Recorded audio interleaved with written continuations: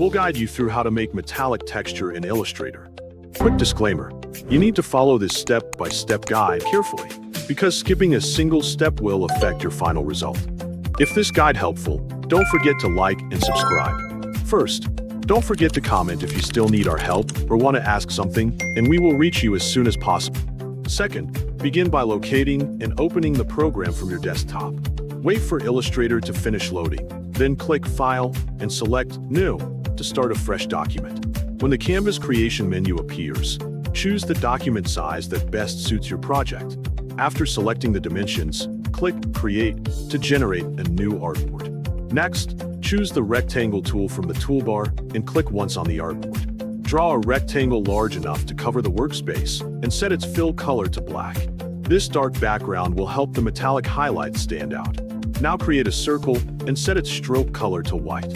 Increase the stroke weight until any inner gaps disappear, producing a solid ring-like appearance. Open the gradient panel and apply the second stroke profile, so the stroke gains a varied weight effect. This helps create a more realistic reflective surface. Before continuing, open the transform settings and enable the scale strokes and effects option so the gradient appearance remains consistent whenever the object is resized. Next, open the gradient slider and begin adding multiple color stops. Use different shades of light gray and white across the gradient to simulate the way light reflects from polished metal surfaces. Duplicate several of these color stops by holding Alt while dragging them, creating repeated transitions between bright highlights and darker areas. These sharp changes in value are essential for producing the characteristic look of chrome or brushed metal. Continue arranging and repositioning the duplicated stops until distinct bands of light and shadow appear across the stroke. Experiment with narrow spacing for stronger contrast and wider spacing for smoother reflections.